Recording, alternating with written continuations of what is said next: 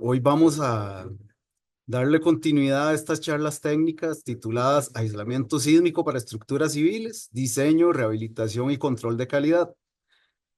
Hoy la charla va a estar a cargo de la ingeniera Día Virán, a quien presentaré en las siguientes filmiles.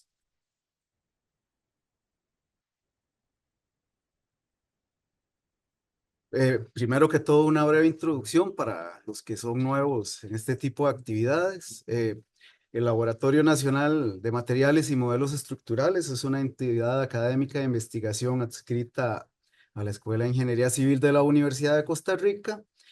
Somos un laboratorio especializado en investigación, docencia y transferencia de tecnología en infraestructura civil, y además somos responsables de ejecutar las actividades de fiscalización, evaluación, actualización y asesoría técnica asignadas por la Ley 8114. Administrativamente, bueno, aquí les muestro un organigrama muy general de la NAME. Tenemos laboratorios, por supuesto la parte administrativa y tres programas, del cual les voy a hablar un poquito más del programa de Ingeniería Estructural, el cual es el que organiza esta actividad.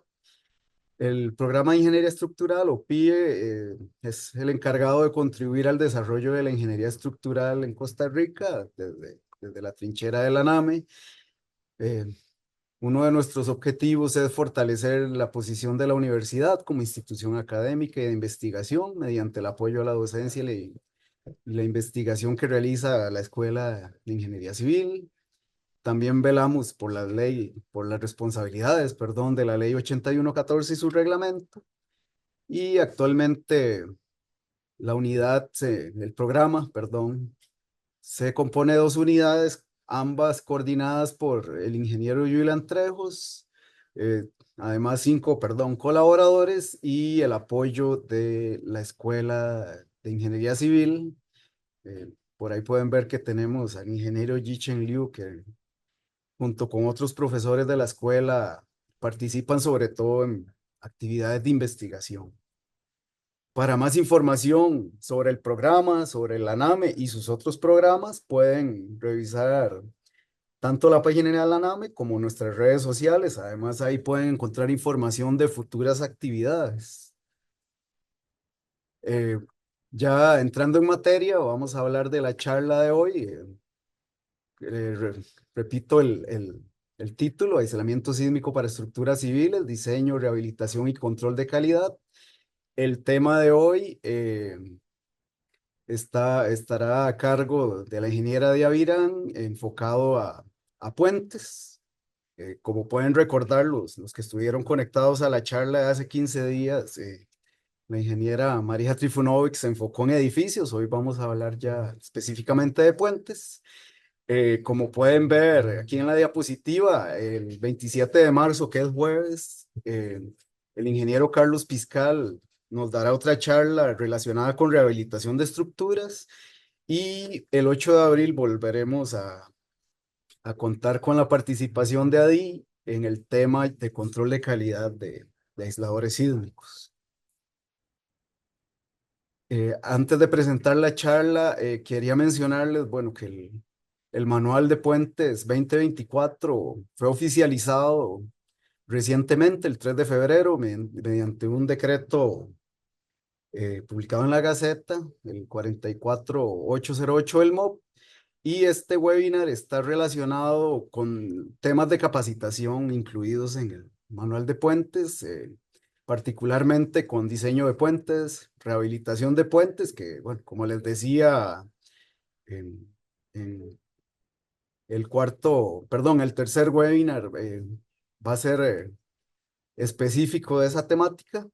Y también estimación del costo de ciclo de vida, que, bueno, revisando la presentación de Adi, hay unas filminas muy interesantes con respecto a esa temática. Entonces es bueno que tengan esa información. Y para ir finalizando, voy a presentar brevemente el currículum de nuestra presentadora Dadia Virán. Bueno, ella tiene un currículum muy extenso, esto es solo un resumen, pero bueno, orgullosamente Adi estudió en la Universidad de Costa Rica y luego fue a hacer sus posgrados a Berkeley. Eh, Como parte de su experiencia profesional, ha sido, bueno, investigadora en la Universidad en Berkeley, ha sido diseñadora, consultora independiente, tanto en Costa Rica como en el extranjero, y actualmente se desempeña como directora regional para la empresa EPS, Earthquake Protective Systems, en Europa. Entonces, sin más preámbulo, no, disculpe ahí, unos anuncios, un minuto más. Esta presentación va a estar siendo grabada para que posteriormente la puedan revisitar en la página de la NAME, en la página de YouTube. Les recuerdo que, bueno, tenemos dos webinars más de la empresa IPS el 27 de marzo y el 8 de abril. Para acceder a esas dos charlas, pueden usar el mismo enlace que utilizaron para esta y para la anterior. Es el mismo enlace para las cuatro. Para los estudiantes que quieren obtener una certificación para horas conferencia, por favor, si tienen en su usuario con que se conectaron, por ejemplo, iPhone 7, iPad 5, por favor pongan su nombre para poder extenderles la certificación con el nombre correcto. Y bueno, también quería decirles que tenemos otro webinar el 10 de abril relacionado con falla de puentes. Ese pueden revisarlo en nuestras redes sociales. Ahora, sin más preámbulo, Adi, le cedo la palabra. Y muchísimas gracias por ofrecernos esta charla. Yo sé que va a ser de mucho provecho para los participantes. Sí.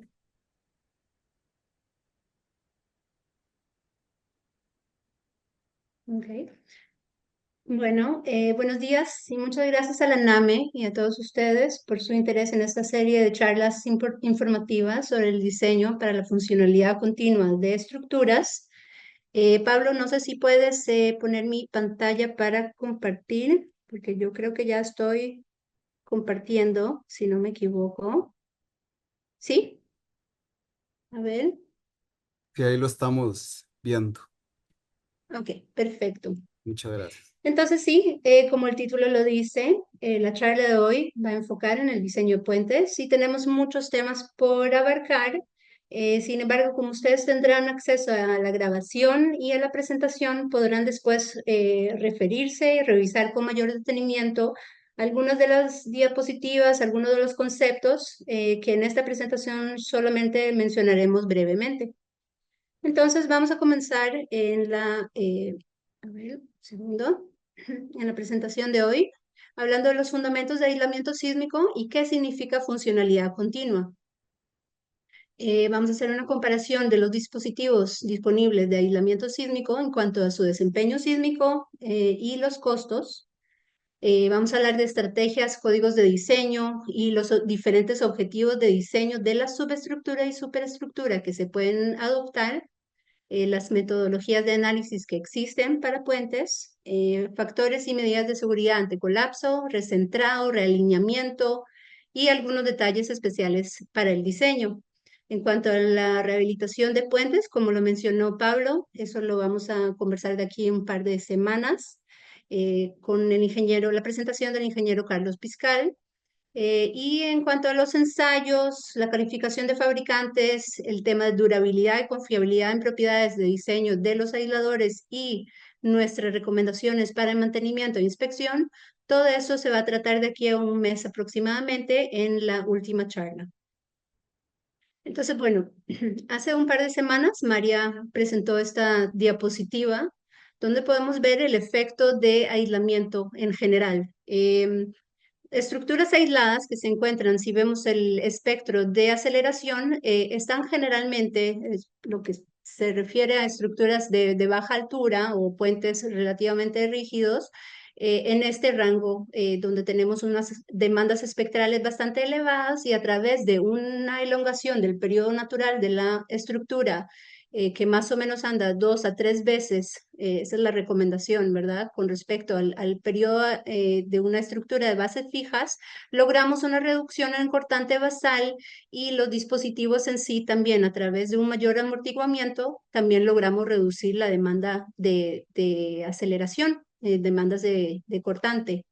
Y en cuanto a la demanda de desplazamiento lateral, si vemos el espectro de diseño de desplazamiento, vemos que esa elongación del periodo resulta en un incremento en la demanda de desplazamiento sobre la estructura. Ahora, ¿eso qué significa? Que a través de la elongación del periodo y el amortiguamiento obtenemos reducción en fuerzas sísmicas. Desplazamiento lateral es absorbido por los aisladores. Claramente, este concepto es muy difícil de visualizar, ¿ok? Y especialmente la pregunta resulta, ¿qué pasa si en lugar de tener estructuras aisladas que son relativamente rígidas, tenemos puentes con pilas relativamente altas, con periodos que pueden andar más de un segundo del periodo de las bases fijas, o puede ser hasta más, 2 segundos, 2,5 segundos? Ya esa elongación del periodo y esa reducción que estamos acostumbrados generalmente en cuanto a edificios de baja altura, de más del 50% reducción en cortante basal, ya no se da. Entonces ahí tenemos que hacer la pregunta, ¿será efectivo el sistema de aislamiento para la protección de puentes? Y la respuesta se puede realmente visualizar de esta manera, mucho mejor. En cuanto a las estructuras de puentes con bases fijas, la idea de la estructura o el diseño convencional se basa en la formación de rótulas plásticas en las columnas, la disipación de energía y la protección de lo que es la cubierta de puente, que generalmente se diseña con altos factores de seguridad para mantenerse en el rango elástico. Cuando implementamos aislamiento sísmico, es importante, y no, eso no aplica solamente a apoyos elastoméricos como estoy mostrando acá, también puede darse con péndulos de fricción con un punto de activación muy alto, donde la demanda sísmica antes de la activación del sistema de aislamiento, la demanda sísmica es absorbida todavía por lo que es la subestructura, que son componentes vulnerables. Entonces, para realmente lograr una buena implementación de un sistema de aislamiento y lograr una reducción efectiva del daño sísmico, se necesita ya sea aisladores con un punto de activación relativamente temprano, puede ser también elastoméricos con un bajo nivel de fluencia. Se puede lograr una mejor protección de la subestructura, así como de la superestructura, y todo lo que es la demanda sísmica, la demanda de desplazamiento, más que todo lateral, se ve absorbida por el plano de aislamiento. Entonces pueden ver que en cada una de estas estrategias el desplazamiento es absorbido por otra parte de la estructura, y para realmente lograr digamos, el objetivo de funcionalidad continua, la idea es que la mayoría de lo que son deformaciones internas en la estructura se dé en el plano de aislamiento, en los aisladores a través de movimiento lateral eh, estable y una buena disipación de energía a través de energía de curvas histeréticas, del movimiento histerético. Entonces, sí, aquí nada más mencionar que ductilidad tienen que pensar que a pesar de buenos detalles en las columnas para las rótulas plásticas, ductilidad es equivalente a daño sísmico. Entonces, para lograr funcionalidad continua, tenemos que tratar de reducir la ductilidad y lograr un comportamiento más elástico de la subestructura, así como de la superestructura. Entonces aquí tenemos un esquema de implementación típica en puentes, donde tenemos ya sea uno o dos o más apoyos y aisladores debajo de la cubierta, y en los estribos pueden ser dos o más apoyos.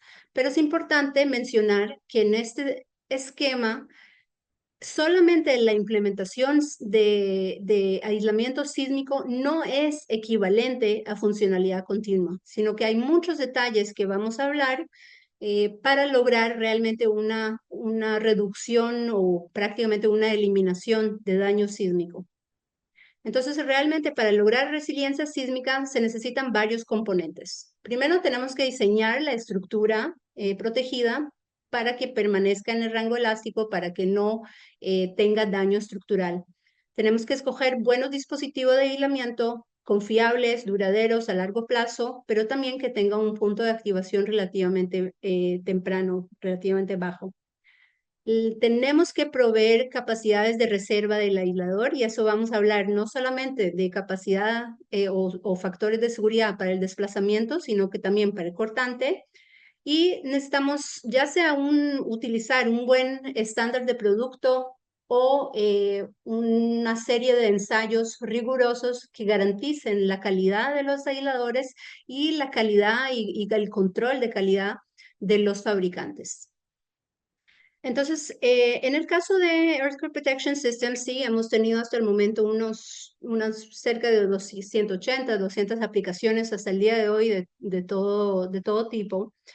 Pero por el momento solamente unas 20 estructuras realmente han sido sometidas a sismos fuertes, que pueden andar entre magnitudes 6 hasta 8, diferentes intensidades hasta totalmente extremo, donde las intensidades del sismo en el sitio del proyecto pueden andar entre menores a realmente severas. Y entonces en todas esas estructuras que han sido, digamos que, por decirlo así, sometidas a la prueba del fuego, pero no fue fuego, sino que el sismo, han podido realmente mantener la funcionalidad continua de las instalaciones, ya sean instalaciones o puentes, y en todos los casos hay muchas lecciones aprendidas, que esas son las que vamos a tratar de transmitir en esta presentación. En cuanto a al punto de activación, la confiabilidad de los coeficientes o los parámetros de diseño y algunas pautas especiales en cuanto a recentrado, realineamiento, juntas de expansión, etcétera. Entonces, bueno, a pesar de todos los avances que ha tenido la ingeniería estructural en cuanto al detallado de diferentes elementos estructurales, diferentes componentes de puente vulnerables, una mejora sustancial en materiales que tienen mayor tolerancia a daño, con por ejemplo, concreto reforzado con fibra o láminas FRPs, etcétera, todavía seguimos viendo bastante daño en estructuras convencionales.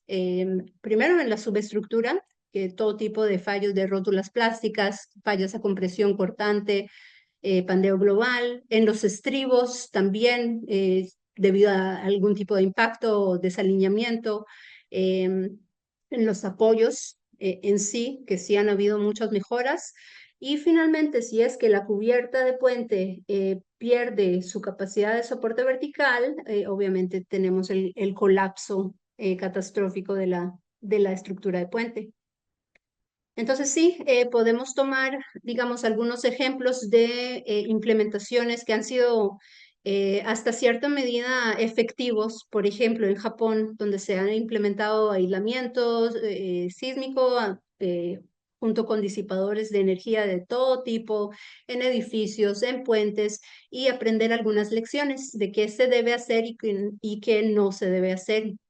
Entonces sí, vemos aquí muchas fallas. En realidad, el punto de ver fallas en aisladores significa que la estructura sigue en pie, entonces hasta cierto punto ha sido exitoso, pero sí hay muchas lecciones aprendidas de acá que podemos tratar de mejorar en cuanto a la selección de los dispositivos, mayor tolerancia al daño y otros detalles especiales.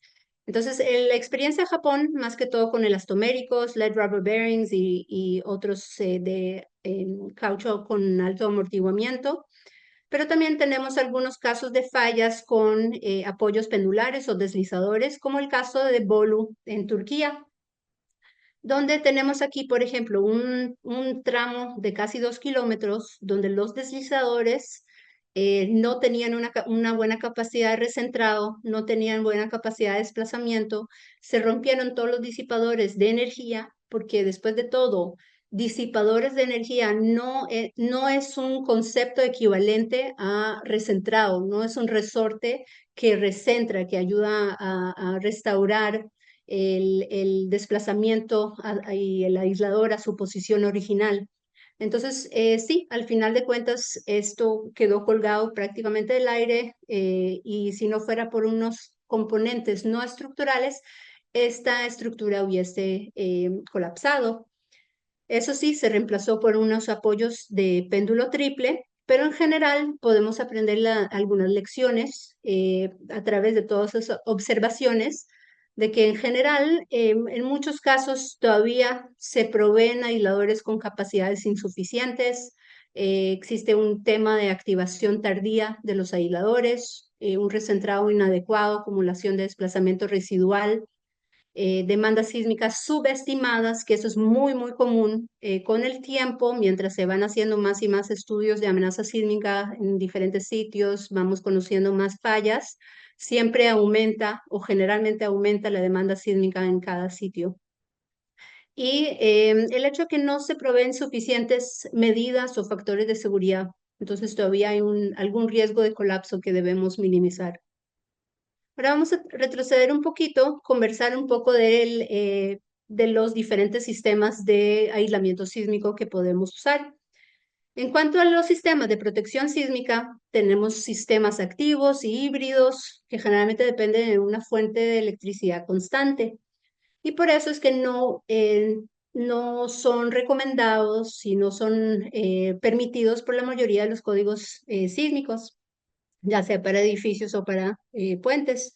Entonces, los sistemas pasivos pueden ser, por ejemplo, para edificios, tune mass dampers y para puentes, disipadores de energía o aisladores sísmicos. En cuanto a los sistemas de aisladores de aislamiento sísmico, los rodamientos, apoyos de rodamiento, no tienen una buena capacidad de recentrada. Entonces, generalmente también no son permitidos por la mayoría de los códigos.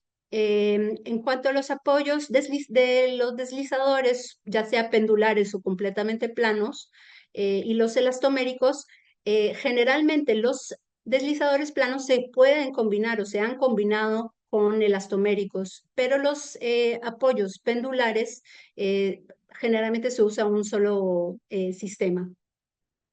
Entonces vamos a empezar a repasar algunos conceptos de los sistemas de aislamiento sísmico disponibles en el mercado. Por el momento, esos son los principales, los apoyos elastoméricos. Tenemos los de caucho natural sin núcleo de plomo, con una, eh, digamos, poca capacidad de disipación de energía. Algunos son de bajo amortiguamiento o bajo ¿cómo se dice? Modulus, módulo de elasticidad.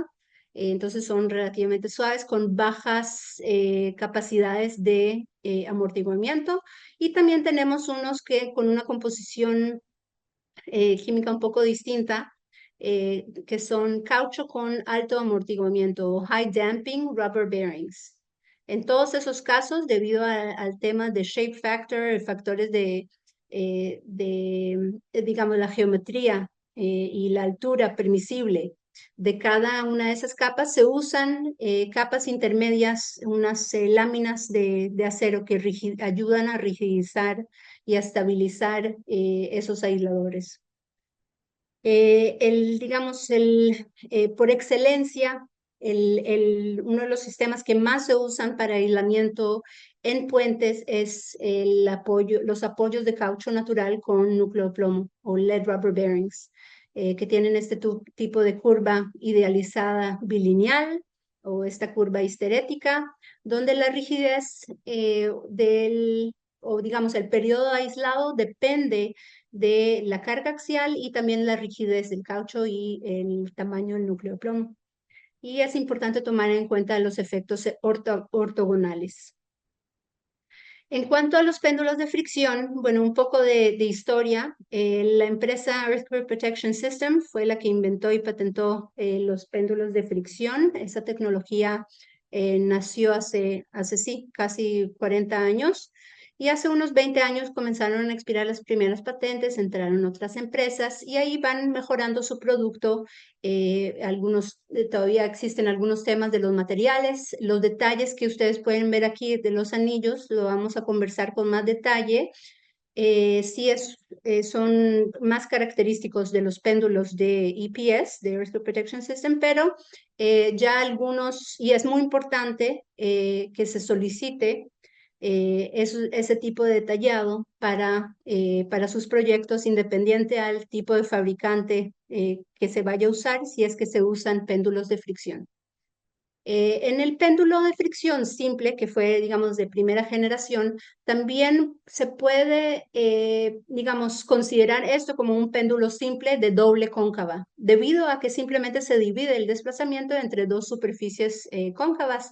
Con un deslizador interno sólido, solo podemos tener un solo coeficiente de fricción y radiocurvatura para que este mecanismo funcione. Sin embargo, si tenemos una articulación, eso se llama un péndulo doble, donde podemos tener dos diferentes coeficientes de fricción y dos radios de curvatura. Generalmente se usan el mismo radio de curvatura para ambas superficies y diferentes fricciones para tener esta activación secuencial, solamente para que calcen mejor las piezas, pero sí se puede utilizar diferente radio. Y en el péndulo triple pueden ver el péndulo interno es como un péndulo simple, o sea, el primer péndulo que se usan muy bajas fricciones. El siguiente péndulo inferior se activa con fricciones un poco mayores y luego el péndulo superior. Entonces aquí especificamos 3 radios de curvatura, podrían ser 3 radios de curvatura y 3 coeficientes de fricción. Pero en general, para todos los que son péndulos de fricción, el periodo aislado es completamente independiente al peso, la carga axial sobre cada aislador, sino que solamente depende de la geometría, el radio efectivo. Y ya si uno se quiere poner más sofisticado, sí existe el péndulo cuádruple, quintuple, ya se han hecho, ya este es más conceptual, estos ya se han hecho muchos ensayos y análisis, pero digamos, en este caso, por excelencia, el que más se usa en cuanto a los péndulos de fricción es el péndulo triple. Y en 1 o 2 años la patente de la triple también va a expirar y entonces ya verán cómo saldrán al mercado muchos fabricantes que van a producir este tipo de opción.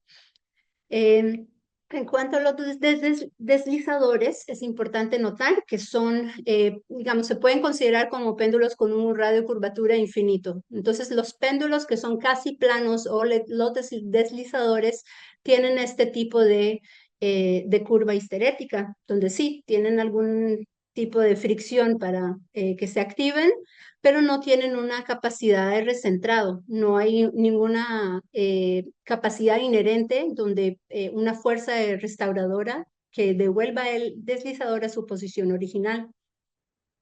Es importante notar que los apoyos POT realmente no se pueden considerar realmente como aisladores sísmicos. Vienen a reemplazar apoyos, algunas, digamos, lo llaman elastomeric pads, que tienen baja capacidad de carga axial. Sin embargo, estos apoyos todavía no es que permiten mucho movimiento, más que todo tienen una mayor capacidad de carga axial, pero todavía y un poquito de carga de capacidad rotacional, pero aún presentan algunos temas, algunos problemas, fallas persistentes, y se usan todavía bastante en puentes. Sin embargo, sentimos que hay mejores soluciones que existen hoy día en el mercado por diferentes fabricantes. María en la presentación pasada ya repasó esta comparación, pero vamos a repasar algunos conceptos importantes que se aplican un poco más a puentes. Aquí estamos comparando un péndulo triple con lead rubber bearing y con un péndulo simple que no tiene los anillos de seguridad.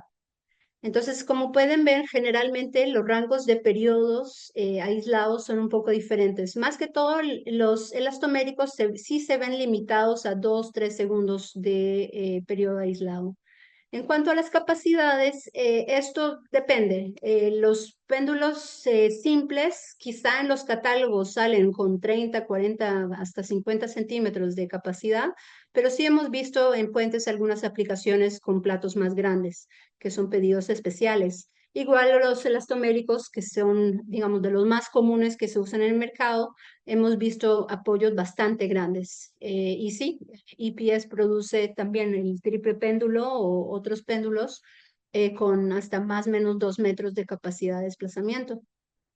Pero en realidad estos se pueden producir como pedido especial en cualquier tamaño.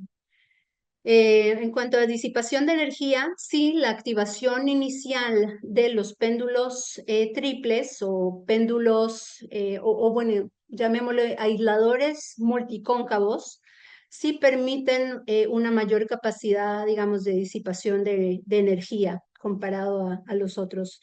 Pero sí, son muchos factores. Vamos a hablar un poco más del tema recentrado, desplazamiento residual. Realmente varía mucho entre fabricante y fabricante, entre los parámetros de diseño. Entonces, sí podrían especificar, digamos, un apoyo simple con buena curvatura para asegurarse un buen recentrado. Por el momento hemos visto el tema de desplazamiento residual y el tema de recentrado muy, muy variable entre fabricante y fabricante y entre cada diseño. Igual con el tema de materiales hay una calidad bastante variable y es importante, por eso la última charla, el tema de control de calidad de los materiales y el QA/QC, digamos, los procedimientos de calificación de los fabricantes y de cada sistema de aislamiento. En cuanto al aislador triple péndulo, un poquito más complejo que un comportamiento bilineal, porque tiene, sí, esas diferentes fases en su comportamiento lateral, de cortante y desplazamiento lateral. Entonces, sí, aquí tenemos diferentes fases. Más que todo, para lo que es el diseño, tratamos de no pasarnos y no depender de estas últimas etapas, digamos, llamémosle fases 5 y 6, donde se rigidiza y ya, digamos, utilizamos los anillos de seguridad o unas curvaturas pronunciadas para incrementar como una medida de seguridad ante colapso, sino que el diseño generalmente se concentra solamente en las primeras fases de deslizamiento. En los apoyos elastoméricos, generalmente es un solo nivel de sismo al que diseñamos. En los apoyos multipendulares o multicóncavos podemos tener varios objetivos o varios niveles de intensidad sísmica al que podemos diseñar. Y entonces podemos variar los coeficientes de fricción de acuerdo a esas diferentes demandas.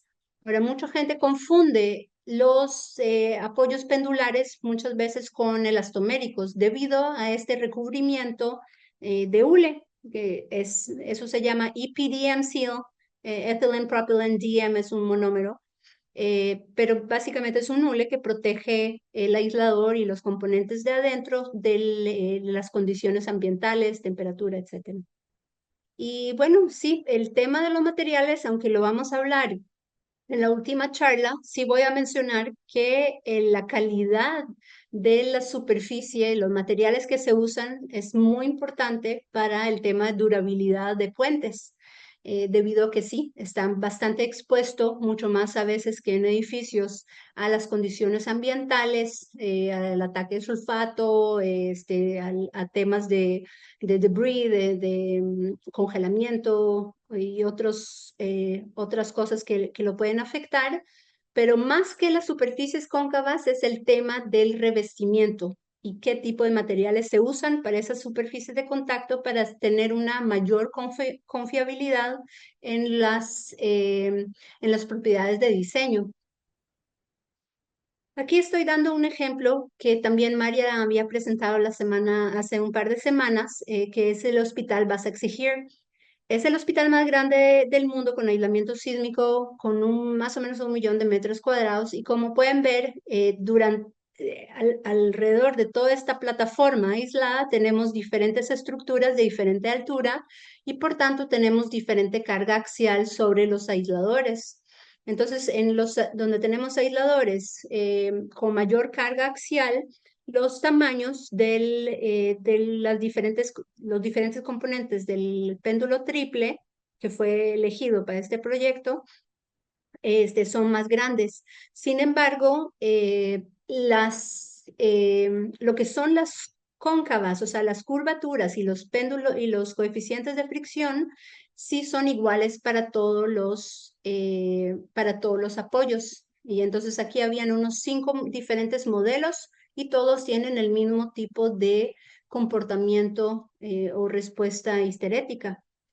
Las curvas histeréticas de los elastoméricos que se habían comparado y todos esos estudios anteriores preliminares se han realizado por el ingeniero estructural. Entonces aquí sí, los elastoméricos sí dependen de la carga axial y otros efectos. Y aquí todos con el mismo capacidad de desplazamiento podemos ver que la respuesta lateral es distinta y hay que tomarlo en cuenta a la hora del diseño.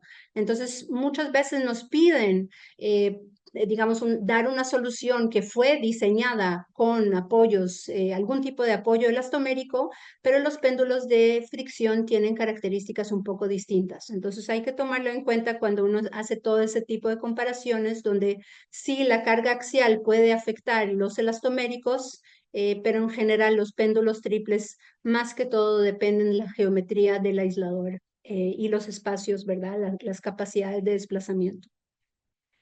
Aquí tenemos un puente, por ejemplo, en Costa Rica que está en etapa de diseño.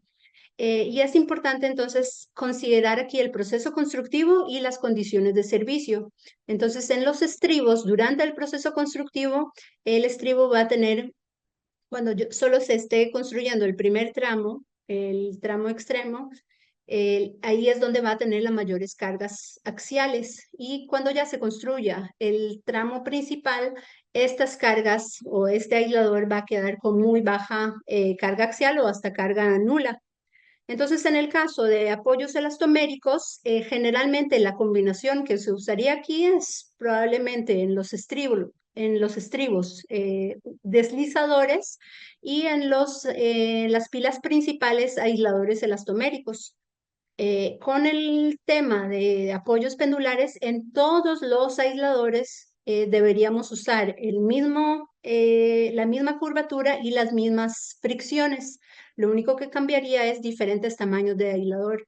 Mucha gente podría, digamos, sugerir utilizar aquí algún otro tipo de apoyo, pero nuestra recomendación en general es independiente a estas, especialmente en péndulos de fricción, independiente a la carga axial que tenga, aunque no tenga mucho durante el proceso constructivo y las condiciones de servicio, igual utilizar a lo largo de ya sea toda una plataforma aislada o en un puente las mismas características de radios y fricciones. Aquí eso es un estudio que se realizó para el Departamento de Transporte de California o Caltrans. Es un puente que la verdad no es el único estudio, son muchos estudios que se realizaron en este Caltrans Test Bed Bridge Type 1A. Puente de 5 luces que se rediseñó con varios sistemas de aislamiento sísmico, todos con la misma capacidad de desplazamiento, en este caso 26 pulgadas, pero como pueden ver, los apoyos LRBs y el triple péndulo tienen dimensiones muy similares en planta y altura, pero su curva de desplazamiento, de fuerza de cortante, desplazamiento lateral es muy diferente. Aquí tenemos un solo punto de activación, en este caso fue alrededor del 10% de la carga axial, y en el apoyo triple sí tenemos una activación temprana con fricciones bastante bajas en el péndulo interno y sucesivamente se va incrementando las fricciones y los radios de curvatura para tener este tipo de comportamiento no lineal. Y aquí recién estamos, digamos, aprovechando un poquito esa rigidez o ese incremento en rigidez lateral para limitar un poquito los desplazamientos. Pero la mayoría del deslizamiento ocurre en esta parte, en las dos superficies cóncavas principales. Y los apoyos simple y doble son la curva lateral o la respuesta lateral es como un intermedio entre esos dos. Si tenemos una activación un poco más temprana en este caso para el péndulo simple, Y en el péndulo doble sí, son dos fricciones que podemos especificar. Y como pueden ver, el tamaño de el tamaño en planta de los lead rubber bearings y el triple representa más o menos el 60% de un péndulo simple. En este estudio, entonces, utilizamos alrededor de 140 registros de 3 componentes con muchas combinaciones de magnitud y distancia. Y comenzamos con un tipo de regresiones para tratar de entender cuál es la eficiencia de esos 4 sistemas de aislamiento sísmico en cuanto a reducción en la demanda sísmica del puente. Entonces vimos qué tan eficiente fue para la protección de columnas, la protección de la cubierta del puente y cuál fue la demanda sísmica en los apoyos, o sea, en los aisladores. Y como pueden ver en negro, ese es el puente convencional. Todas las demandas, independiente a qué sistema de aislamiento se use, todas las demandas ya sea cortante basal,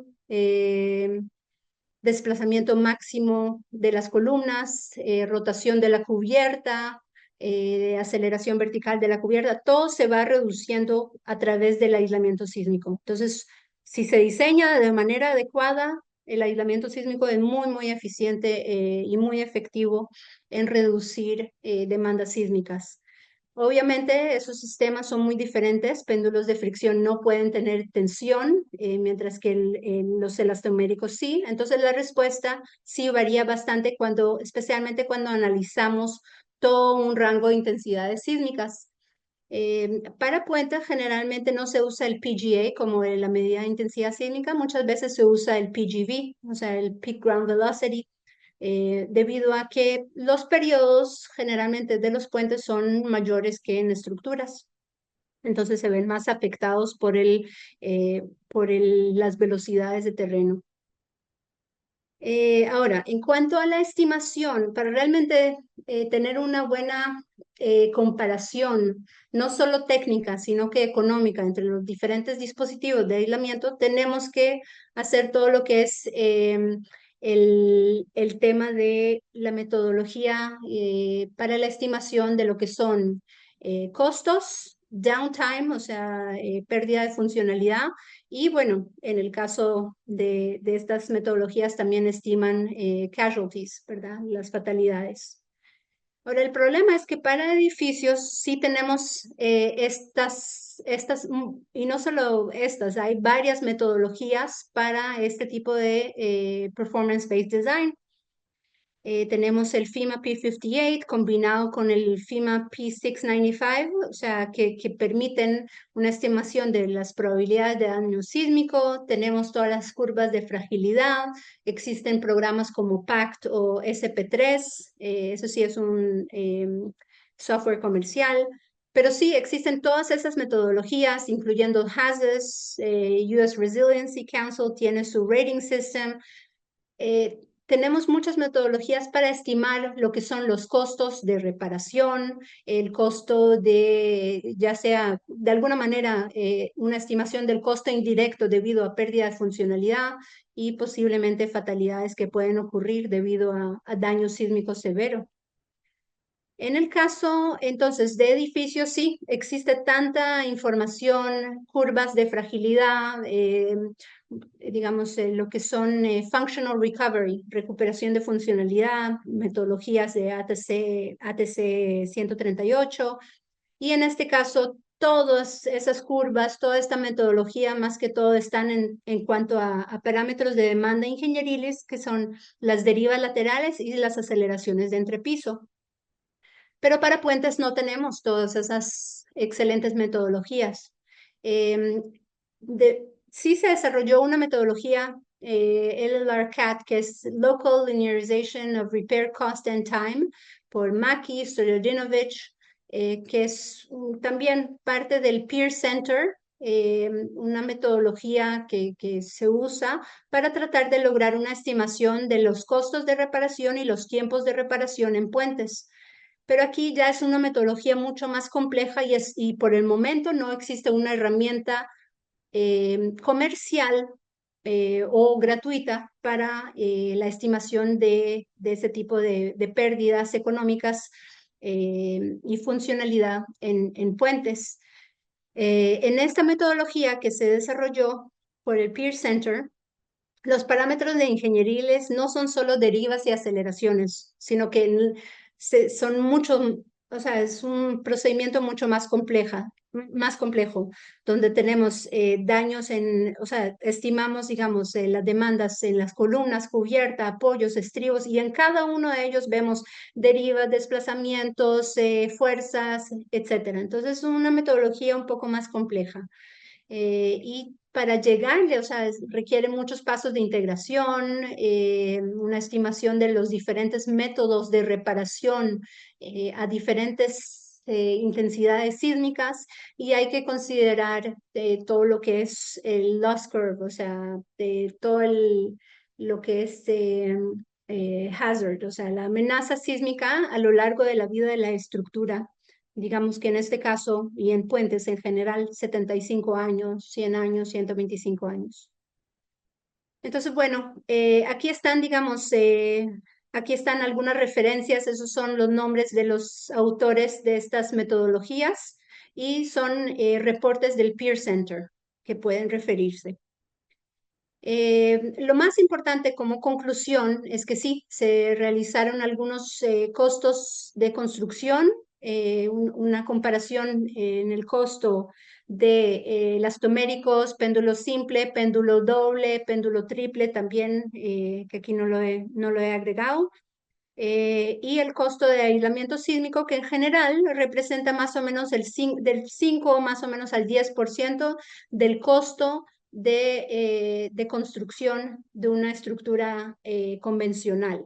Y eso sí, sin tomar en cuenta el tema de costos de reparación ni el tema de rediseño de las fundaciones. Entonces, este incremento, este premium, inversión adicional que se requiere para implementar el sistema de aislamiento sísmico, no toma en cuenta ni el hecho de que obviamente se reducen lo que son pérdidas económicas durante la vida útil de la estructura, y no se toma en cuenta el hecho que debido a reducciones en el cortante basal, el tamaño de las fundaciones se puede reducir considerablemente. Entonces aquí, si vemos los costos totales y factoramos, o sea, todos los diferentes componentes, vemos que el incremento puede andar entre, digamos, 5 o 10% en cuanto a inversión para implementar aislamiento sísmico. Se puede reducir debido a rediseño en las fundaciones. Entonces aquí, si vemos los costos totales, digamos en el tiempo cero, la curva roja representa el puente convencional con bases fijas. A lo largo de la vida útil de 75 años, y tomando en cuenta toda la amenaza sísmica, integrando, o sea, todas las probabilidades marginales de toda la amenaza sísmica en la estructura, vemos que el costo de reparación puede andar en más de 30% al final de su vida útil, debido a daño sísmico.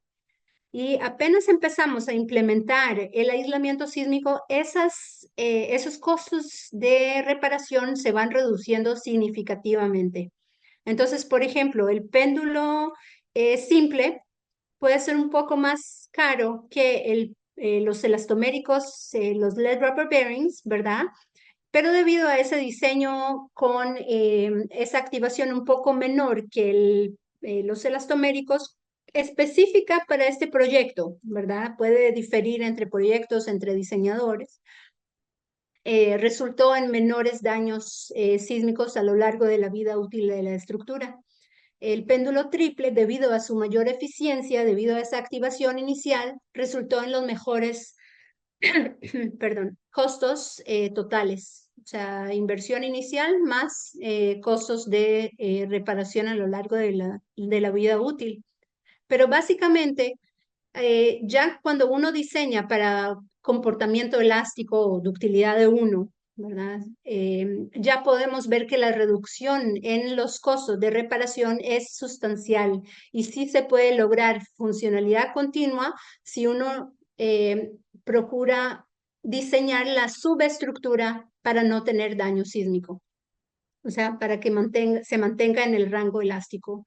Y de todas maneras, independiente al sistema de aislamiento que se vaya a usar, el punto break-even, o sea, el punto de equilibrio en un análisis de factibilidad económica, pueden ver que ya después de pocos años, ya esa inversión inicial en lo que es el sistema de aislamiento sísmico ya prácticamente sale a la cuenta en pocos años y después tiene, o sea, todo el resto de la vida útil de la estructura donde realmente estamos teniendo ahorros en general en cuanto a los costos totales de ese proyecto de infraestructura.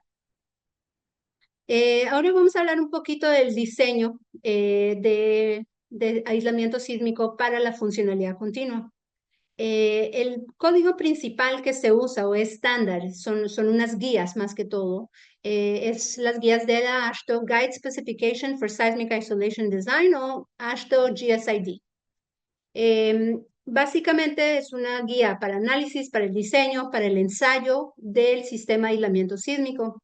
Y más que todo se usa el sismo de diseño de 1000 años para realizar todo lo que es el diseño de la subestructura. La superestructura se diseña generalmente por otras guías que voy a mencionar ahora y se toma en cuenta este comportamiento, ese sistema en serie entre la rigidez de de la subestructura y el sistema de aislamiento a través de este sistema en serie.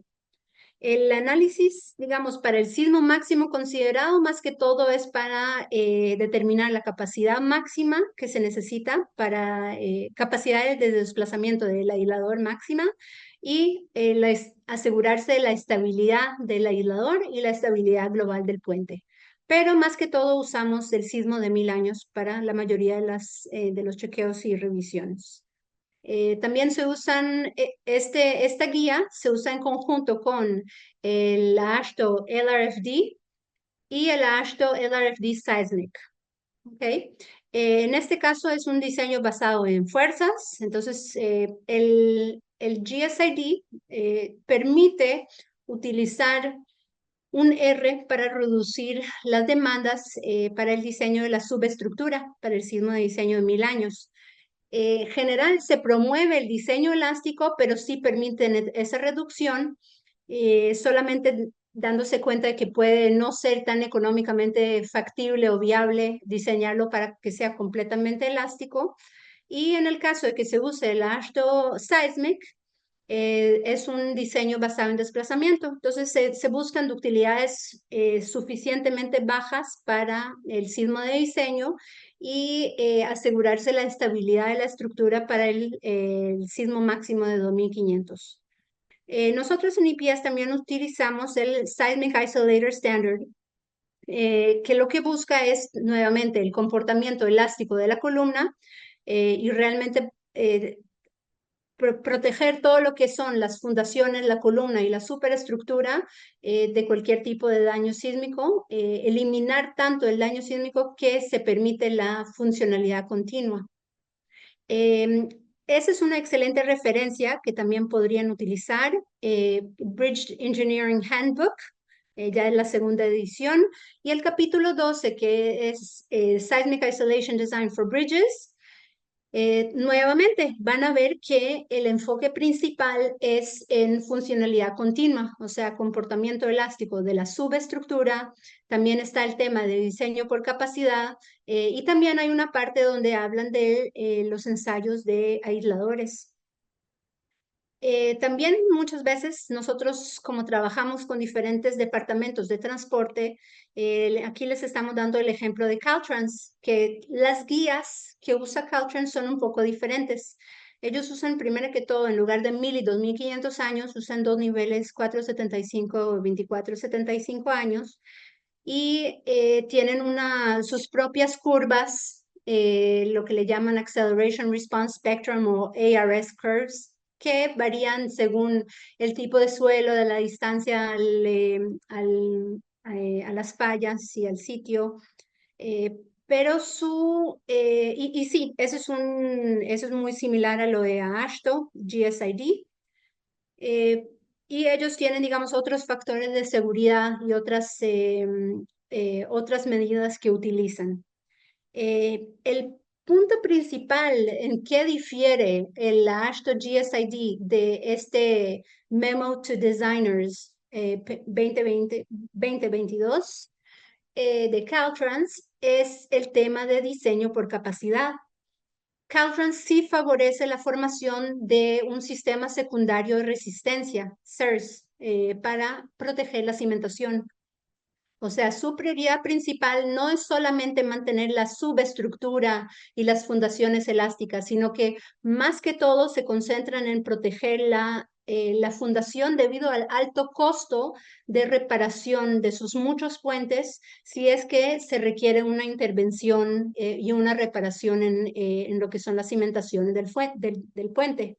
Entonces ellos sí permiten la formación de rótulas plásticas y el aislador tiene que ser lo suficientemente fuerte para poder desarrollar, transmitir las cargas y forzar una rótula plástica en las columnas.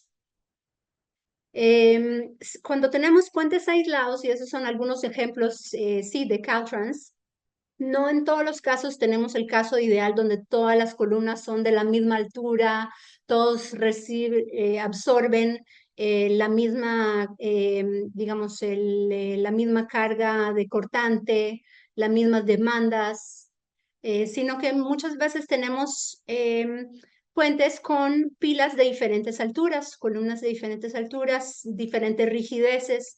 Entonces, la distribución de fuerza cortante entre estas pilas de diferente altura, ya sea si tenemos rampa o tenemos un valle o tenemos un puente que busca permitir el paso de barcos.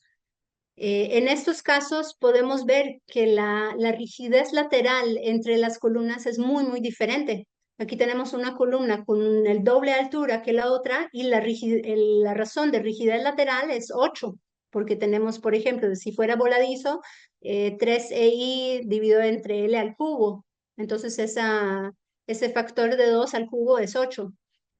Entonces, el sistema de aislamiento en general ayuda mucho en redistribuir las fuerzas de una manera más equitativa entre las diferentes pilas. Y Caltrans lo que antes hacía es, para puentes de bases fijas convencionales, es usar unos caissons para asegurarse que todas las columnas tengan la misma altura y que todas tomen la misma carga de cortante, desarrollen rótulas plásticas. Entonces, hasta cierta medida, el sistema de aislamiento, especialmente si es flexible, y especialmente eso sí es importante para pilas o columnas muy, muy altas. Tiene que ser lo suficientemente flexible para que el aislador sea el que tome el desplazamiento lateral y no la columna. Entonces, hay que proteger las columnas de una manera efectiva. Entonces, Caltrans sí usa el aislamiento, pero también aún recomienda utilizar ese tipo de caissons en algunos casos. Y eso es debido a que hasta que se activa el sistema de aislamiento o al final, cuando ya se acaba la capacidad de desplazamiento del aislador, cambia la distribución de fuerzas entre las diferentes pilas y eso puede generar un daño no uniforme, sino que un daño que se concentra más que todo en los shear critical, en las columnas que son más gobernadas por cortante, las más cortas. Aquí les estoy dando un ejemplo de nuestro proyecto con Caltrans para el puente de Sixth Street Viaduct, ¿okay? En Los Ángeles, un viaducto histórico que no lograron rehabilitar debido a que tenía muchas deficiencias sísmicas, fue reemplazado completamente por una estructura nueva y como pueden ver, estos arcos de perfil muy, muy delgado son componentes bastante vulnerables. Entonces, Caltrans decidió instalar aisladores sísmicos en la altura de esas columnas en forma de Y para permitir proteger estas estructuras de arco y además de eso, permitir una cubierta, una superestructura completamente continua de un extremo al otro. Entonces eso resultó en más de 1 kilómetro de puente, de viaducto, sin ninguna junta de expansión intermedia.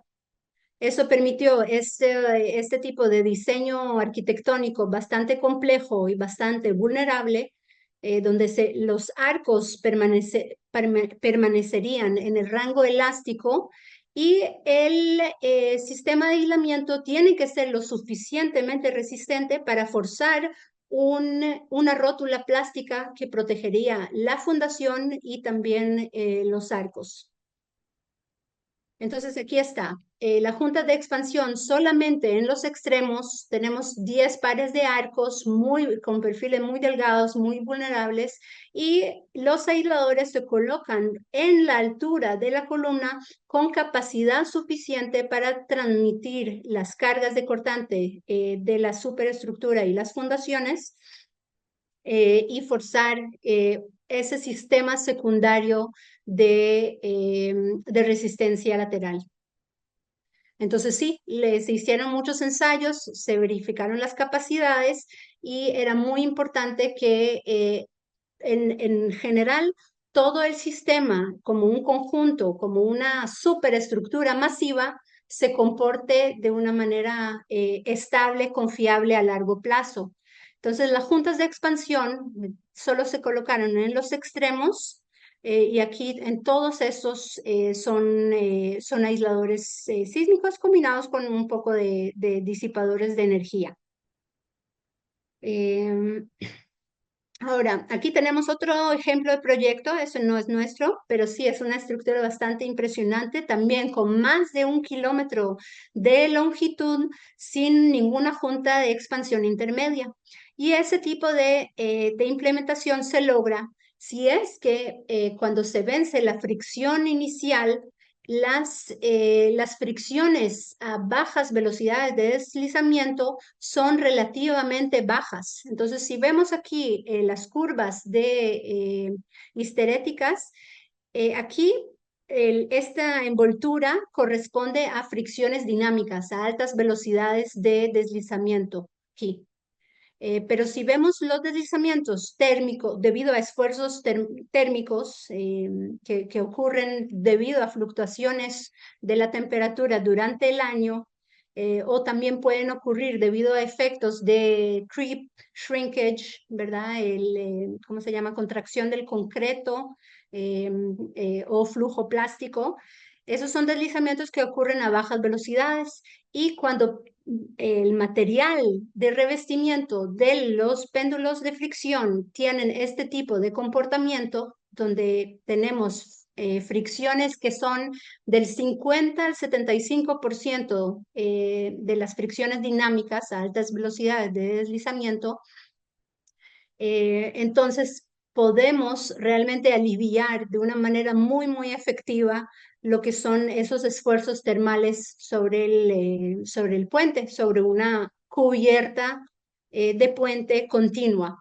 Ahora, existen algunos materiales de recubrimiento que tienen esta otra característica, donde el coeficiente de fricción, el breakaway friction o fricción estática, es, digamos, más del 10-20% de la fricción dinámica y esa es digamos, la manera que afecta la velocidad.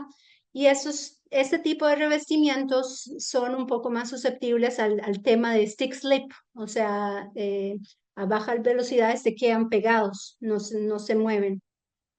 Em, entonces, bueno, hasta aquí el tema de el efecto de velocidades, el tema de juntas de expansión. Ahora vamos a hablar un poco del tema de recentrado del aislador. El AASHTO GSID requiere que la resistencia o lateral, la fuerza lateral de restauración sea tal que permita que el aislador regrese y el puente regrese a su posición original. Entonces se limita lo que es la tangente, ¿cómo se dice? La rigidez tangencial a W sobre 80 o se limita lo que es el periodo aislado a 6 segundos. Y ese tipo de recentrado es muy importante. Por tanto, aisladores que son muy planos, que no tienen buena capacidad de recentrado o que tienen no solo las curvaturas, sino que tienen fricciones demasiado altas, no recentran muy bien. Entonces es muy importante para el tema de recentrado, proveer y controlar, o sea, no irse a curvaturas muy planas, sino que limitar las curvaturas y asegurarse que las fricciones no sean excesivamente altas, porque entonces si no, habría acumulación de desplazamiento residual después de cualquier movimiento, ya sea movimiento térmico o movimiento de sismo. Y eso limita la capacidad de desplazamiento del aislador cuando ya haya un sismo severo. Y eso puede obviamente colapsar, o sea, representar un riesgo de colapso o inestabilidad en tal caso. Ahora, el tema de los anillos, en un momento voy a hablar un poco más, dar algunos ejemplos, pero como pueden ver, sí es importante tener algún tipo de medida de seguridad ante este tipo de inestabilidades posibles de un aislador de fricción. Y en cuanto a la confiabilidad y durabilidad de los materiales, eso lo vamos a hablar más en la última charla, pero sí es importante notar que los códigos europeos, debido a limitaciones en cuanto a laboratorios de ensayo,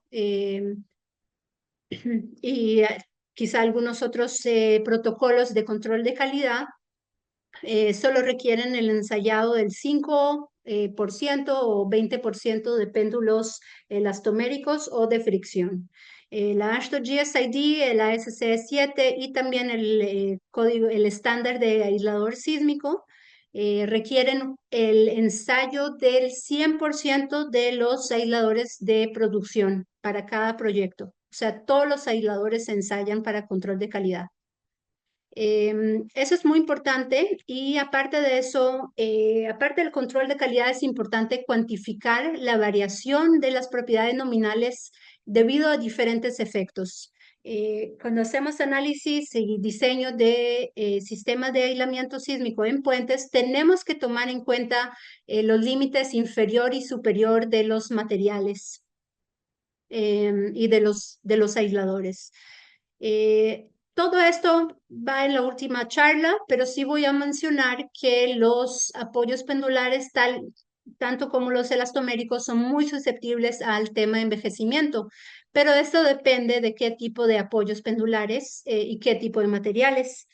EPS, y eso lo vamos a mostrar a través de los resultados de diferentes ensayos, no son muy susceptibles debido a la selección de materiales muy duraderos al tema de envejecimiento, ni tampoco al tema de contaminación ambiental. Otros apoyos pendulares, si es que no se provee una protección, un recubrimiento, también pueden ser altamente susceptibles a temas ambientales, mientras que los apoyos elastoméricos no son tan susceptibles. Sí son más susceptibles al tema de envejecimiento debido a que se van secando con el tiempo y su vida útil puede variar según fabricantes, según tamaño de aislador, entre 30 a 40 años aproximadamente. Eh, en cuanto a temperatura, los apoyos pendulares nuevamente dependen de los materiales y los elastoméricos con muy bajas temperaturas se cristaliza y no es tan adecuado para implementaciones, digamos, en condiciones árticas o en algunas condiciones industriales con muy bajas temperaturas, porque se va rigidizando. Em, en general, podemos notar que los aisladores de caucho con alto amortiguamiento sí presentan mayores variabilidades o variaciones en sus propiedades mecánicas que los de caucho natural. Entonces, las propiedades dinámicas, estáticas, todo lo que son los parámetros de diseño, sí presentan mayor variación durante la vida útil y debido a diferentes condiciones de servicio en sus propiedades de diseño. Entonces, sí se usan bastante en Japón, pero por otro lado, para el tema de confiabilidad a largo plazo y el tema de funcionalidad continua, quizá no sean tan favorables. Desgaste, scragging, desgarramiento, también nuevamente son otros factores que pueden afectar bastante el comportamiento de los aisladores y eso lo vamos a hablar también nuevamente en la última charla. Solo una pequeña mención. El tema de ablandamiento en los apoyos elastoméricos, especialmente en el de alto amortiguamiento, es bastante importante debido a que si existen réplicas, el ablandamiento en la rigidez lateral debido a un sismo fuerte, hay que tomar en cuenta que puede demorar, pueden ser horas, pueden ser días, pueden ser semanas, hasta que se recuperen y a veces solo parcialmente las propiedades vírgenes de ese tipo de aisladores.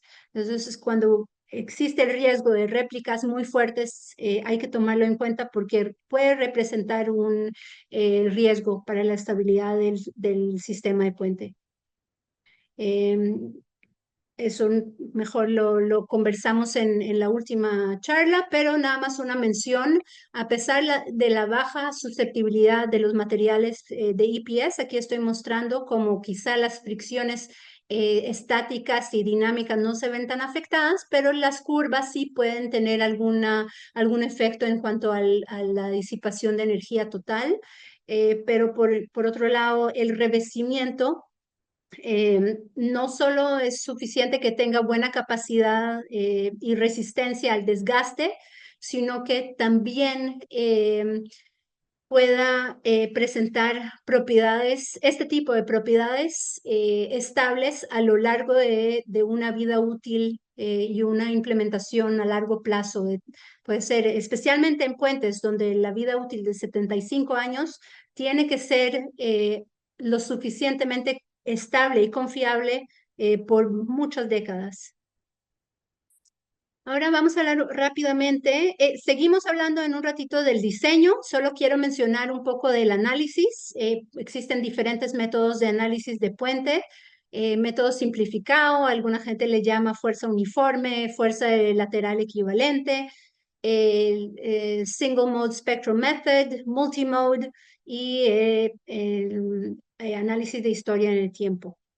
Generalmente, nosotros el procedimiento típico es hacer un análisis lo más sencillo posible para un predimensionamiento preliminar de todos los aisladores, tomando en cuenta, sí, los efectos ortogonales, algunas combinaciones de carga, em, pero la verificación final puede ser ya sea a través del método espectral compuesto o análisis no lineal de respuesta en el tiempo. Muchas veces para lo que son los análisis o diseños preliminares, aunque de esto tenga un comportamiento altamente multilineal o no lineal, generalmente basta con tomar propiedades efectivas lineales para hacer todo el diseño de todos los apoyos. Y la verificación final sí se puede hacer a través de algún modelo estructural.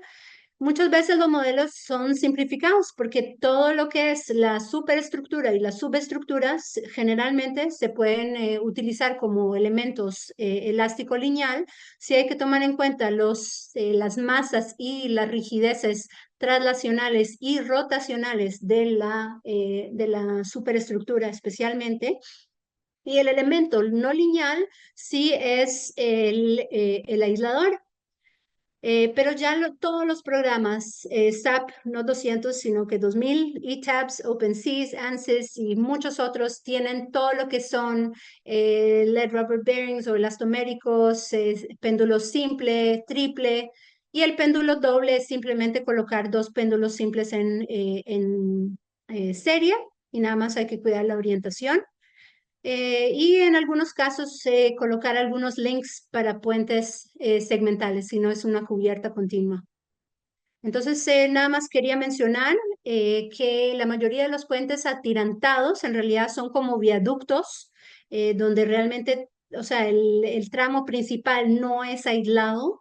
Y entonces la mayoría de esos casos de puentes. Aquí pueden ver algunos de nuestros proyectos muy impresionantes, pero en realidad es un viaducto, es un diseño de un viaducto simple, plataformas de acceso hacia el puente.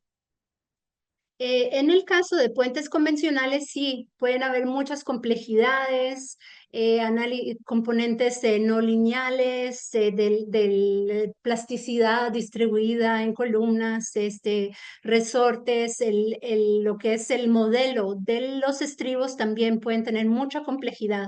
Y aquí estoy dándoles una guía que podrían utilizar para modelar alguno de estos elementos.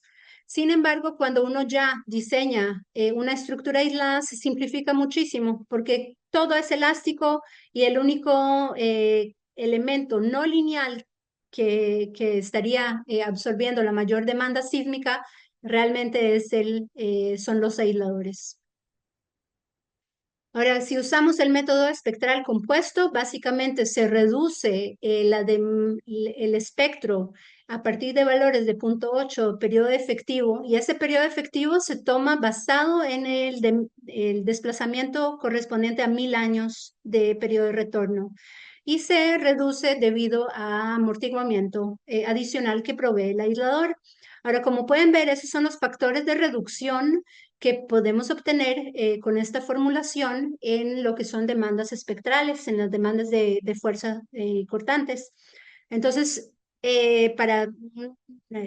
usando el espectro de 5%, obviamente no hay reducción, pero si, por ejemplo, a partir de cierto punto vamos hasta incorporando amortiguadores suplementarios, podemos tener unas buenas reducciones en demandas de cortante.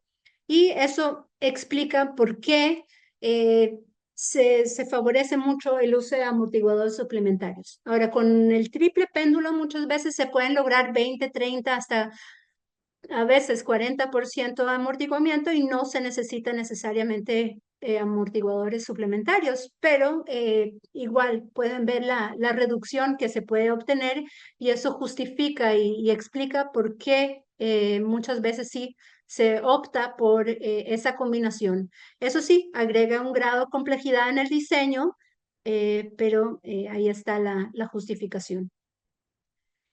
Cuando ya se usa análisis de tiempo, historia, lo que son, sí se usa solamente el diseño, el espectro de 5% de 1000 años, y se hacen los factores de escala según el AASHTO Seismic o el AASHTO LRFD.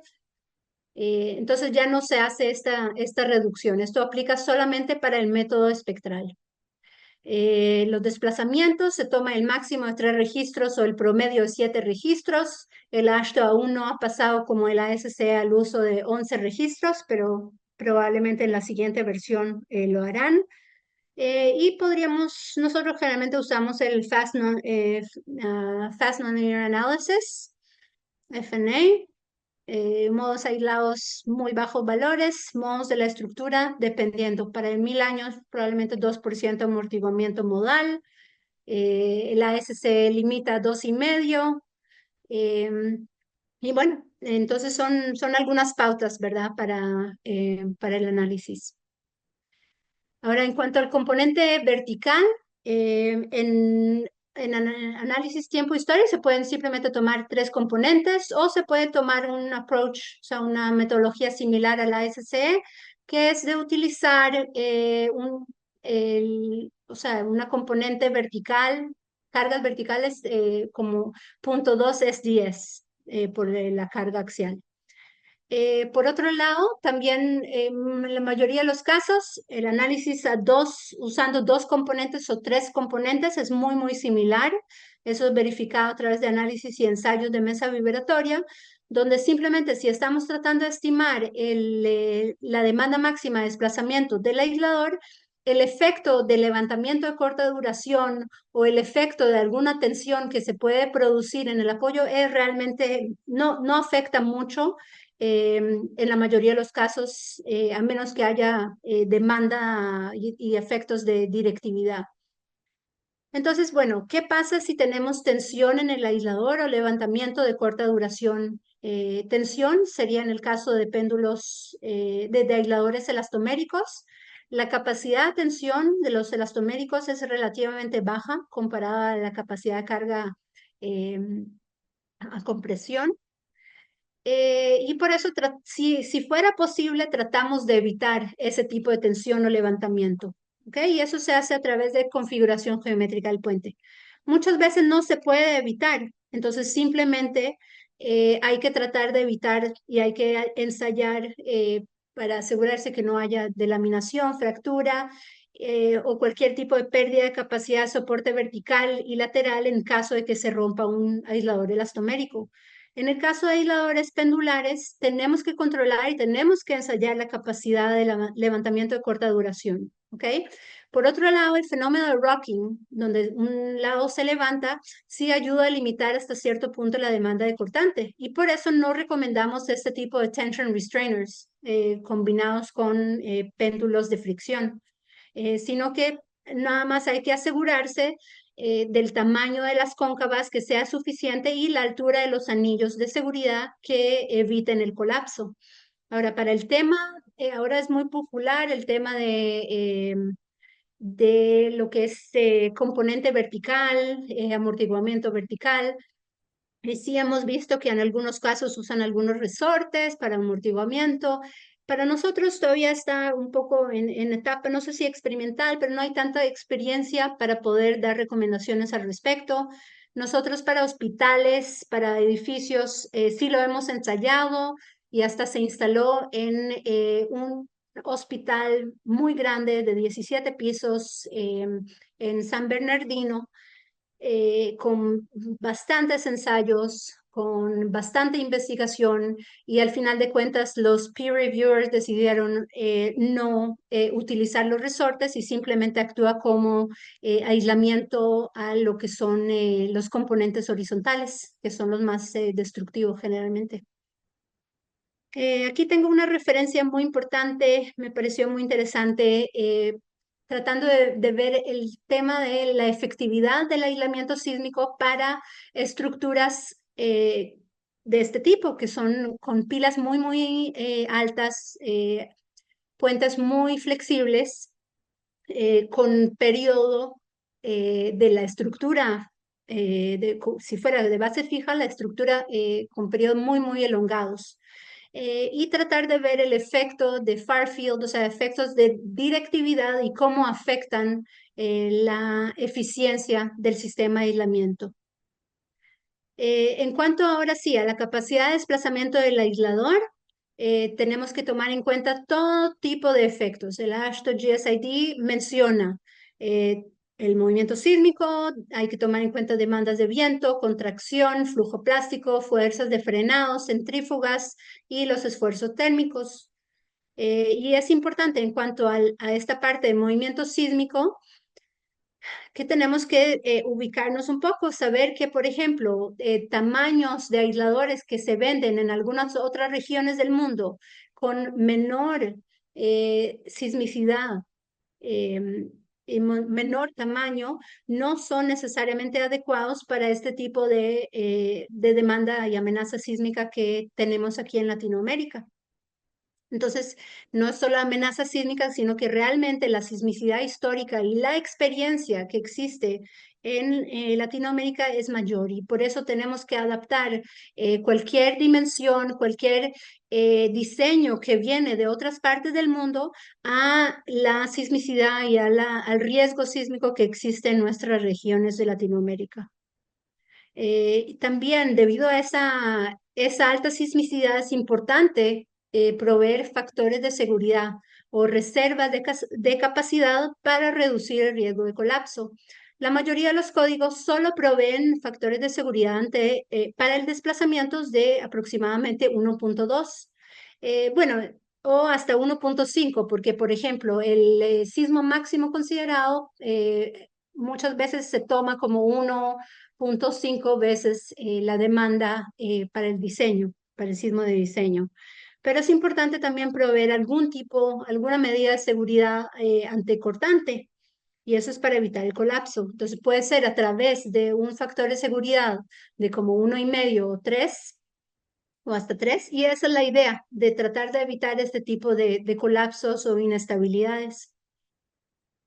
Otra manera de lograr una implementación segura de aisladores en columnas puede ser a través de este tipo de llaves de cortantes, en algunos países le llaman topes, y básicamente es cuando ya se agota la capacidad de desplazamiento del aislador, ya sea elastomérico o péndulos sin anillos de retención, tiene que haber algún elemento que controle el desplazamiento del lateral del puente para evitar una pérdida de soporte vertical. Entonces existen ya sea llave de cortante o bloques o una extensión del cabezal. En el caso del triple péndulo con anillos, es importante que tenga una capacidad suficiente para ya sea forzar un sistema secundario o simplemente evitar el colapso. Entonces aquí vemos algunas implementaciones, ya sea en edificios. Muchas veces en edificios no se necesitan esas llaves de cortantes si existe un muro de retención alrededor de todo el perímetro de la estructura aislada. Pero, por ejemplo, aquí ese es un caso, algunos detalles en puentes, donde sí se implementa un tipo de llave cortante para asegurarse de que no colapse la estructura. También existen este tipo de cables, hemos visto este tipo de lateral displacement constraint, o sea, como un tipo para impedir el desplazamiento lateral más allá de la capacidad de desplazamiento de los aisladores. Y aquí podemos ver algunos ejemplos de esas implementaciones o la falta de esas implementaciones. Entonces, por ejemplo, aquí podemos ver una implementación que podría para algunos ser considerada riesgosa, y por otro lado sí ha sido sometido a un sismo fuerte de magnitud 7.2 y tuvo funcionalidad continua. Entonces hay que analizar caso por caso para ver si ese tipo de capacidades y factores de seguridad que se proveyeron para cada uno de estos diseños fue suficiente para garantizar eh, la estabilidad y la funcionalidad continua de la estructura. Entonces aquí, por ejemplo, podemos ver un aislador mucho más esbelto que sí representa algún tipo de riesgo al colapso. Aquí podemos ver un cabezal extendido, aquí podemos ver donde ese es un refuerzo, una rehabilitación de una estructura que fue bastante deficiente a través de péndulos con capacidades, digamos, capacidad de desplazamiento con anillos, limitados por anillos, y también con algunas provisiones adicionales. Tenemos aquí llaves de cortante donde sí funcionaron. Esto no necesariamente representa una mala implementación si es que lograron evitar el colapso de la estructura. Algunas implementaciones se hacen, digamos, aislamientos solo en el sentido longitudinal. Entonces se proveen guías que limitan el desplazamiento transversal, y aquí pueden ver el caso de unos apoyos elastoméricos donde solamente permiten el desplazamiento en el sentido longitudinal del puente. En el caso de EPS, tenemos uno de los pocos casos donde realmente se demostraron en la práctica la importancia de los anillos. El impacto de los anillos de seguridad realmente previno el colapso de este puente, de un terremoto de magnitud 7.8 que prácticamente destruyó la ciudad de Bahía. Muchos, cientos de edificios de mediana y edificios, algunos altos, modernos, construcción moderna, varios hospitales, no solo perdieron funcionalidad, la ciudad quedó completamente destrozada. Ese impacto con los anillos y esa reserva de capacidad al cortante fue la que permitió realmente mantener la funcionalidad continua del puente y permitir la evacuación de unos 15.000 vehículos en las primeras 24 horas después del desastre. Entonces, la única manera que esto realmente pierda estabilidad, y a propósito, estos aisladores recentraron perfectamente debido al buen diseño y a la confiabilidad de los materiales.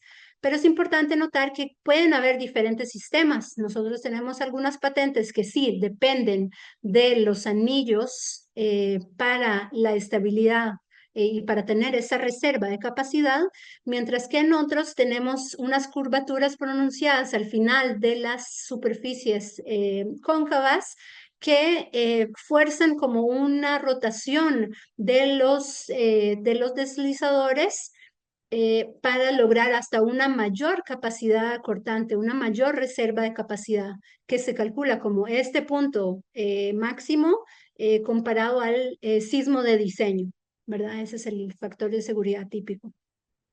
Ahora, muy recientemente, otros fabricantes también empezaron a suministrar estos anillos de seguridad, especialmente en aplicaciones en Estados Unidos donde realmente se exige este tipo de medidas para evitar el colapso. Entonces, uno de esos ejemplos es el aeropuerto internacional de Portland, donde pueden ver la cubierta de techo, o sea, un techo de perdón, de madera, luces bastante largas y todo apoyado en unas columnas Y-columns bastante esbeltas. Entonces, toda la estabilidad de esa estructura depende del aislador. Y entonces sí, se ensayaron algunos aisladores con anillos y lo único es que sí, hay que verificar que la altura del anillo sea la altura necesaria para evitar el colapso, porque sí puede haber el caso de levantamiento más y combinado con altas demandas de desplazamiento lateral que pueden resultar en el colapso del aislador.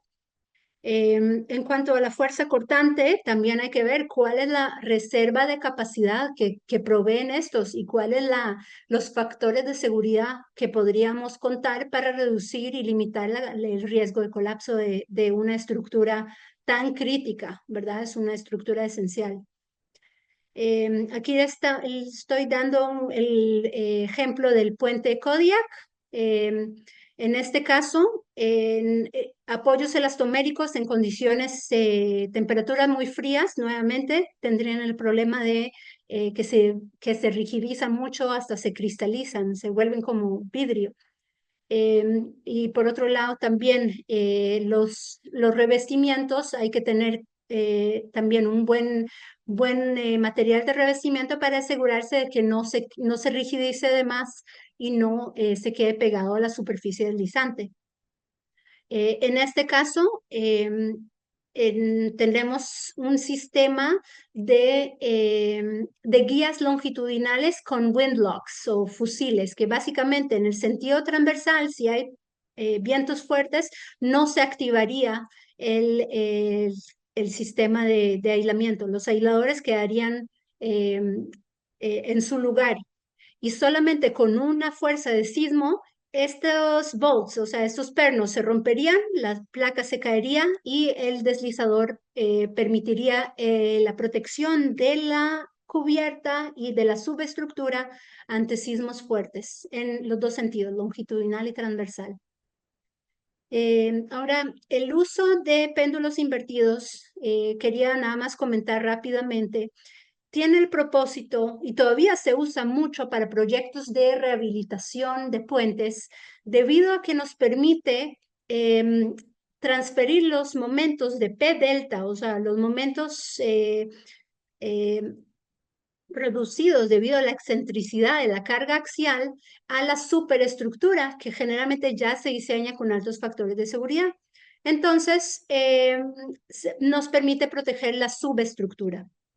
Y es muy importante el tema de revestimiento el recubrimiento que también se usaría en estos casos.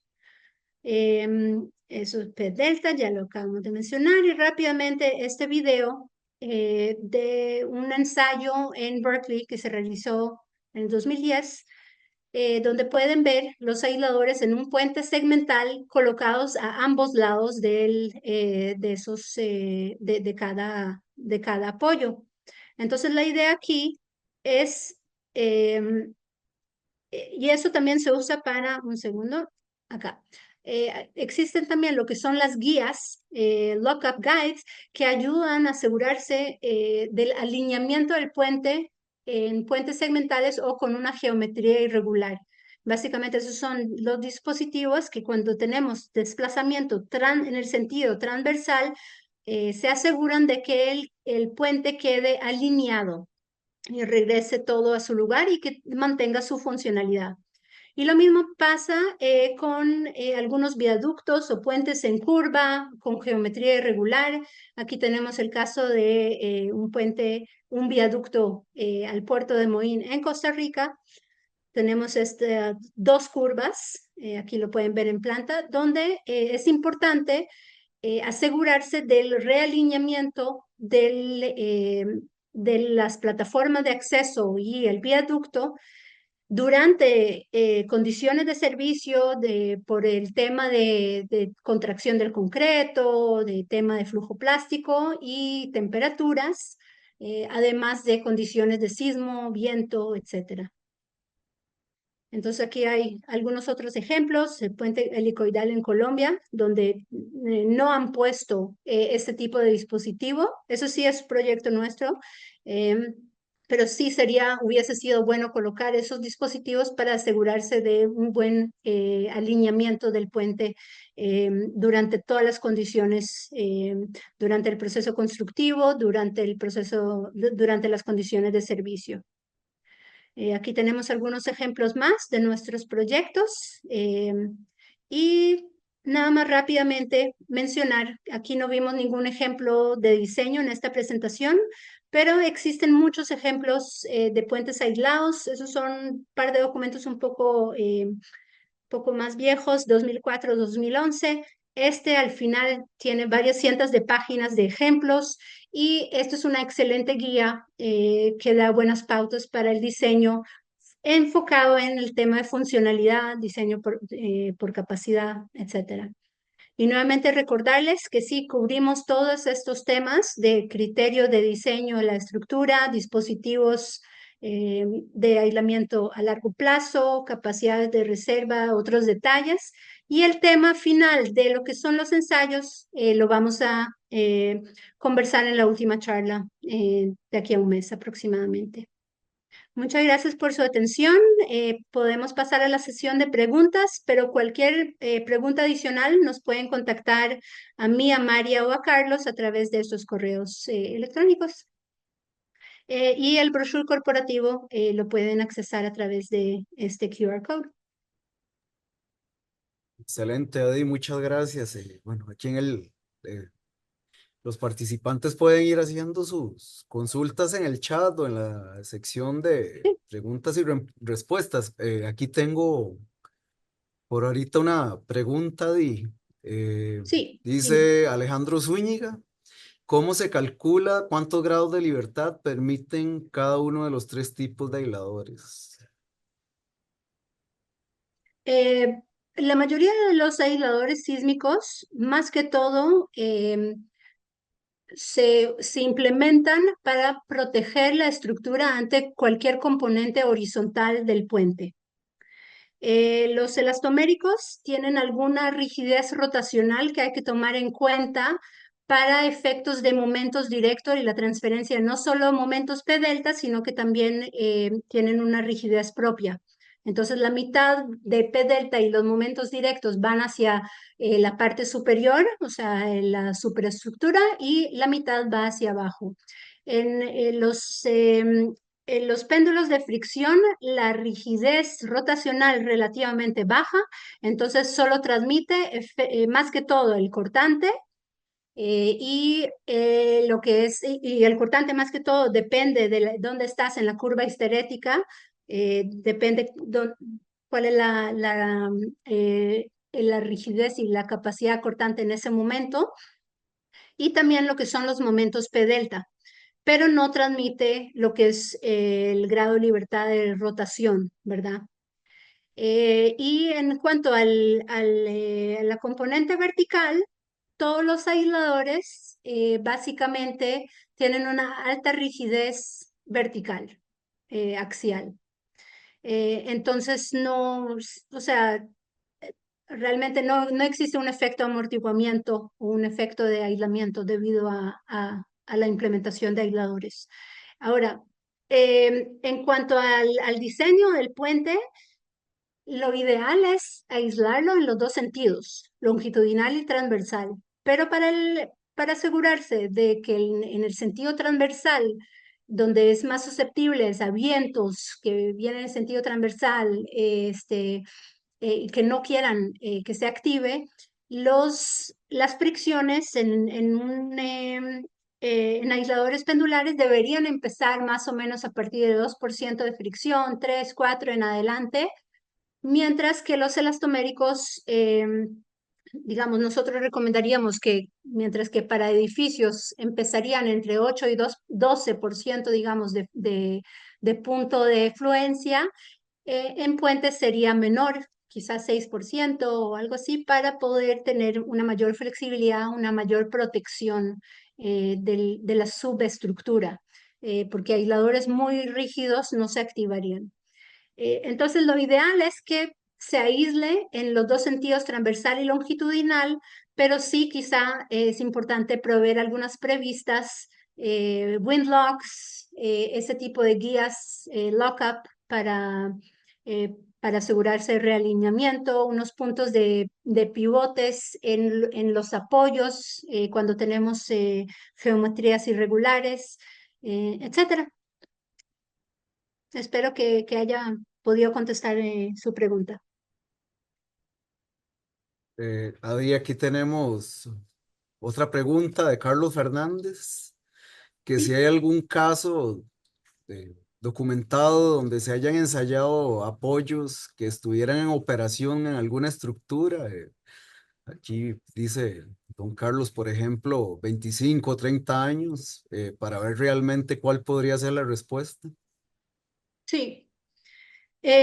Puedo hablar más que todo de nuestros aisladores, donde sí, hasta recientemente publicamos un reporte de, eh, de aisladores en una Corte de Justicia Federal en San Francisco a los 32 años bajo condiciones de servicio, bajo cargas gravitacionales, y donde las variaciones de fricciones han sido prácticamente nulas, pero eso es debido al material de revestimiento de los aisladores propios de IPS. Cada sistema, cada fabricante debería presentar ensayos de envejecimiento bajo condiciones de servicio. Muchos aisladores elastoméricos que ya tienen por lo menos 2 décadas más de uso que los péndulos de fricción, tienen mucho más datos de este tipo de comportamiento y el tema envejecimiento. Sabemos que su vida útil puede andar entre 30, 40, 50 años más o menos, porque ya se van rigidizando. Eso también depende un poco de sus dimensiones, porque mientras que la parte superficial puede endurecerse, lo que es el núcleo quizá no tenga tanto, no sea tan susceptible, pero en general sí se van rigidizando con el tiempo, y sí son un poco más susceptibles a temperaturas que otros sistemas. Entonces, todo varía de fabricante en fabricante, y en la última charla sí voy a presentar algunos ejemplos de nuestros ensayos y algunos de otros sistemas que también han demostrado problemas de deterioro. eh, Muchos puentes, por ejemplo, expuestos a no solo temperatura, sino que todo tipo de condiciones de debris, ice, junto con sumersión, agua, etcétera. Adi, hay otra pregunta aquí en orden. Don César Espinal Ujú. nos pregunta para el caso de edificaciones. Dice, un revisor estructural estuvo exigiéndole al diseñador un análisis no lineal de la estructura aislada. Si la estructura aislada trabajará casi en el rango elástico lineal, para eso se aisló, entonces carecería de sentido esa exigencia. ¿Estoy en lo correcto?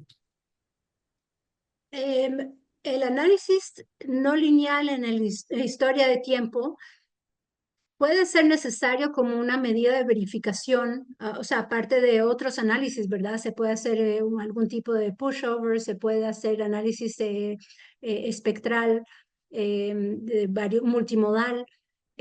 pero ese tipo de verificaciones igual sirven, solo que dependiendo si la estructura ha sido diseñada como una estructura dúctil, entonces sí debería, eh, digamos, modelarse los elementos donde se provee que va a tener algún tipo de daño, va a tener algún tipo de ductilidad y absorción de daño, algún mecanismo debería estar incorporado en el modelo. En el caso de diseño de funcionalidad continua, se simplifica tanto el análisis, ya sea de puentes o de edificios, porque todo prácticamente se considera en el rango elástico, por lo menos para el sismo de diseño.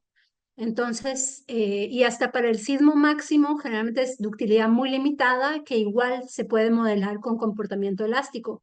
Entonces, el hecho de diseñar para funcionalidad, sí, se ahorra bastante dolor de cabeza porque en cuanto al análisis, al diseño, todo se simplifica. Los detalles de reforzamiento, detalles de juntas sísmicas, de rótulas plásticas, todo es mucho más simple. Ok, gracias, Adi. Hay otra pregunta de Carlos Fernández, la segunda pregunta, don Carlos. Pregunta si usted tiene conocimiento de cómo se han comportado a lo largo del tiempo los apoyos del puente Benicia Martínez en California. Al día de hoy debe de contar con 30 años de operación. Sí. Sí, esos son nuestros proyectos, todo lo que son los toll bridges no de alto, sino que de puentes con peaje de California, de Caltrans, son sí, nuestros proyectos, y nosotros estamos haciendo muchos análisis, muchos estudios de materiales, eh, no solo que nos van solicitando, sino que también vamos retirando algunos apoyos que muestran algún tipo, digamos, de problema durante el proceso constructivo, que han sido golpeados, que se les ha metido agua. Entonces los retiramos, los ensayamos y demostramos la resistencia de los materiales, su confiabilidad y estabilidad a largo plazo. Ahora, recordando que este material de revestimiento, que es el principal, ¿verdad?, que afecta la respuesta y los coeficientes de fricción, pueden variar muchísimo entre fabricante y fabricante. Entonces, en nuestro caso, ha sido desarrollado hace unos casi 40 años con la ayuda de la industria US Army y la industria aeroespacial, que ya han llevado, ya tienen varias décadas de uso de ese material o composiciones similares en muchas aplicaciones. Entonces, existe ya una experiencia del uso de material en otras aplicaciones con, con características similares, pero no en aplicaciones de aislamiento de muchas décadas, donde demuestran que no hay tanta susceptibilidad al efecto de condiciones ambientales, etcétera. Ahora, el tema de los materiales lo hablaremos en la última charla porque sí hay materiales que presentan hasta con pequeños cambios de temperatura, con pocas décadas de uso, el tema de una adhesión del material de revestimiento a la superficie deslizante, especialmente con carga sostenida prolongada. Entonces, estamos muy conscientes de que el tema de los materiales es una inquietud importante que sí tenemos que presentar y conversar con mayor atención para el beneficio de los diseñadores, para el beneficio del cliente, a la hora de la selección de los dispositivos.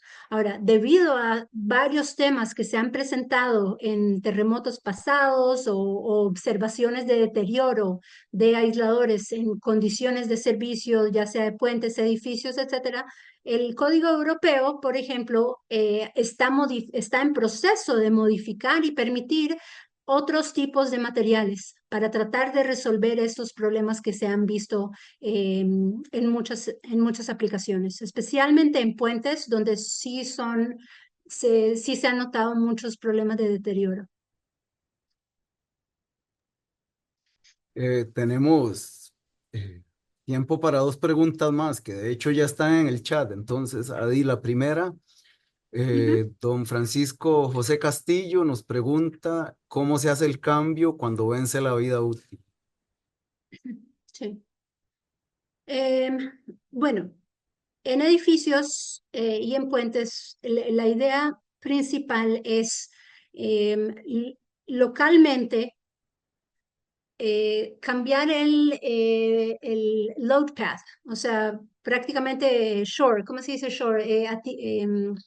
Apoyar la superestructura en apoyos temporales para poder retirar el aislador en cada punto y colocar nuevamente otro aislador.